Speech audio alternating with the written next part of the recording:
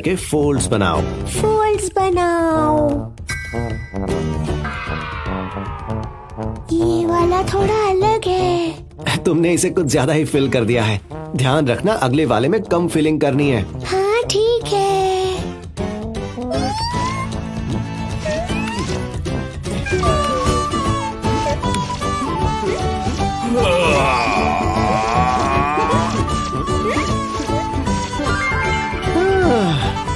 मुझे लगता है कि इतने काफी होंगे। अब हम इन्हें पैन में रखकर मीडियम फ्लेम पर कुक करेंगे। एक बार इनमें अच्छे से कलर आने पर फ्लावर और पानी को मिक्स करके इसमें डालेंगे और फिर ढक देंगे।